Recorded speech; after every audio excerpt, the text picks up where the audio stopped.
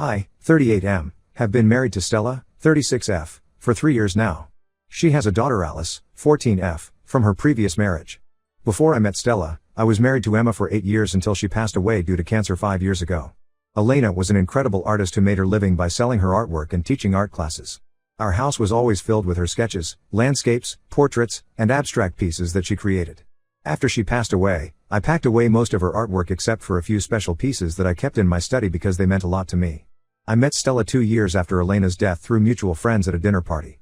She was divorced and had full custody of Alice, who was 11 at the time. Her ex-husband had moved to another country for work and barely kept in touch with Alice. Stella and I dated for a year before getting married. Initially, things were great between all of us.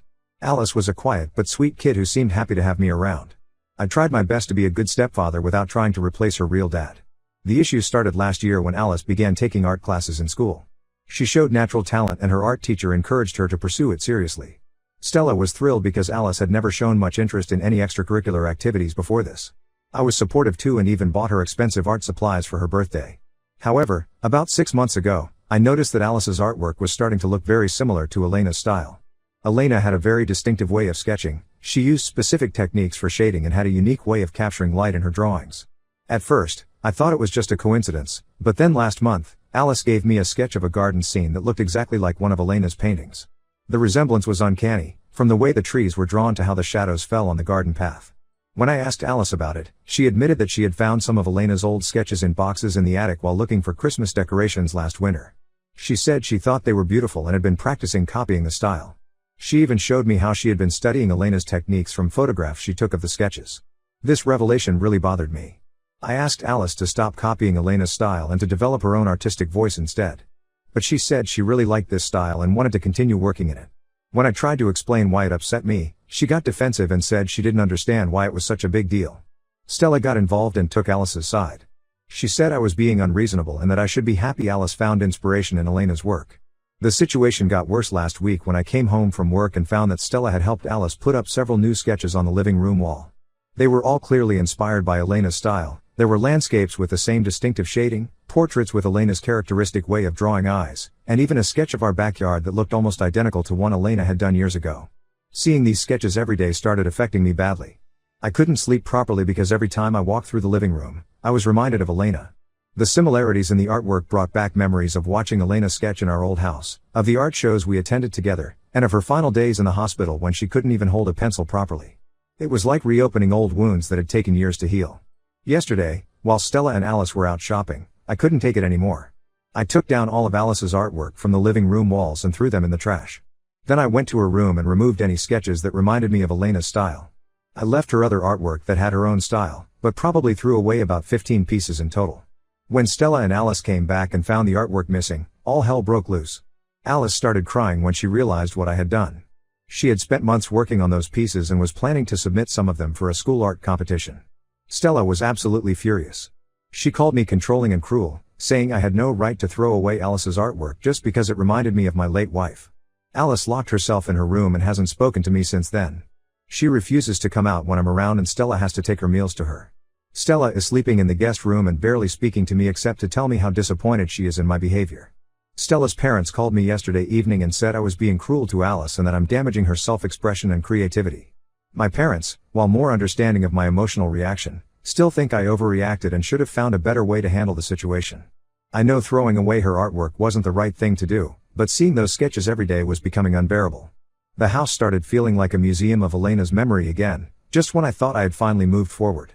Now my whole family is divided over this, with most people taking Stella and Alice's side. Stella keeps saying I need therapy to deal with my grief, but I don't think that's the issue here. I just wanted Alice to develop her own style instead of copying Elena's. Ida? Update 1: Things got much worse after my original post. Last weekend, Stella went up to the attic to start packing away the Christmas decorations early. She likes to be organized, and found the boxes containing Elena's original sketches. She spent hours going through them and comparing them with photos she had taken of Alice's artwork before I threw them away. She realized that Alice hadn't just been inspired by Elena's style, she had been meticulously copying specific pieces, trying to recreate them exactly. Stella confronted me about it that evening. She wanted to know why I had kept Elena's artwork hidden away in the attic while throwing out Alice's attempts to connect with that part of my life. We had a huge fight about it. She said I was clearly still holding on to Elena and wasn't ready for a new family. When I tried to explain that keeping Elena's artwork was different because those were original pieces by my late wife, Stella got even more upset. She pointed out how I still keep photos of Elena in my study, how I visit her grave every month, and how I talk about her with her family members whenever they visit. She said she had always respected my need to honor Elena's memory, but throwing away Alice's artwork while preserving Elena showed where my priorities really lay. The fight got heated and we both said things we probably shouldn't have. The next morning, I went to my study and found that all of Elena's sketches that I had kept there were gone. At first, I thought Stella might have moved them back to the attic, but when I confronted her about it, she admitted she had hidden them somewhere else. She said she did it to protect Alice and that I needed to let go of the past if I wanted to have a future with them. I completely lost my temper at that point. I told her she had no right to touch Elena's things and that she was being manipulative by trying to force me to choose between Elena's memory and them.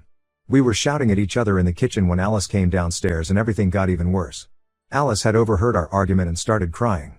She revealed something that made my heart sink. She said she had started copying Elena's style because she thought it would make me love her more as a daughter. Apparently, a few months ago, she had overheard Stella talking to her best friend about how I sometimes seemed distant with Alice compared to how warm and affectionate I was with Elena's nieces when they visited. Alice said she noticed how I lit up whenever I talked about Elena's art, so she thought if she could recreate that art, maybe I would feel the same way about her.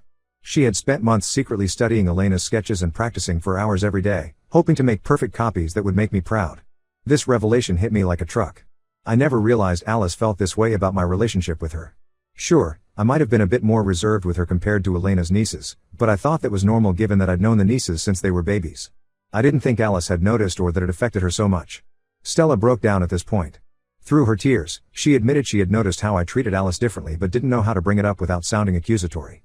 She said she thought encouraging Alice's interest in art might help us bond, which is why she had helped Alice put up the sketches in the living room. She never expected it would backfire so spectacularly. The whole situation became too overwhelming. I couldn't handle seeing both of them crying and knowing I was the cause of their pain. I packed an overnight bag and went to stay at my brother's place to clear my head. My brother has always been my voice of reason, and I needed his perspective on everything. When I came back home the next day, planning to have a proper conversation with both Stella and Alice, I found the house empty. Stella and Alice had packed some bags and gone to stay with Stella's parents. Stella left a note saying they needed space to think things through. She wrote that maybe we had rushed into this marriage before I was really ready to be a stepfather, and that she needed time to figure out what was best for Alice. She ended the note by saying she wasn't trying to erase Elena from my life, but she couldn't watch her daughter try to become someone else just to get my attention. The part that really got to me was when she wrote that Alice had asked her that morning if I would have loved her more if she had been Elena's daughter instead of being a reminder that I was someone's second choice. I've tried calling and texting both of them, but Stella only responds with short messages saying they need time. Her parents called to say they're both safe but asked me not to come over as Alice isn't ready to see me yet. I'm still living in our house alone, surrounded by empty walls where Alice's sketches used to be, wondering how everything went so wrong. Update 2: Stella and Alice are still staying with her parents.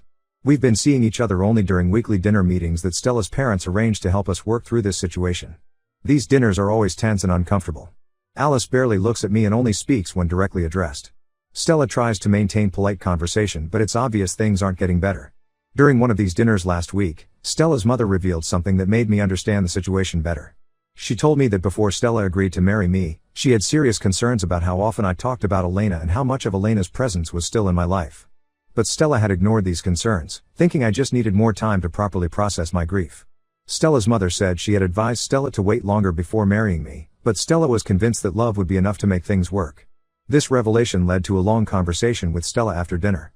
She admitted that she had always felt like she was competing with Elena's memory, but she thought she could handle it because Elena wasn't physically present. What she hadn't expected was for this situation to affect Alice so deeply. Last weekend, while cleaning the garage to keep myself busy, I found Alice's old sketchbook from before she started copying Elena's style. I spent hours looking through it. Her original artwork was beautiful and unique, full of vibrant colors and imaginative scenes that showed real talent. Her art teacher had written encouraging comments on several pages, praising her creativity and unique perspective. Looking at those sketches made me realize how much I had messed up. Alice had her own artistic voice, but my inability to let go of Elena had made her feel that wasn't good enough. I took photos of some of her original sketches and sent them to Stella, telling her how talented Alice was and how sorry I was for not appreciating her unique style. Stella replied saying she appreciated my gesture but it was too late. During our next dinner meeting, I tried talking to Alice about her original artwork. I wanted to tell her how much I admired her creativity and that she didn't need to copy anyone else's style. But she just stayed quiet and kept staring at her plate. After dinner, Stella told me some things that broke my heart.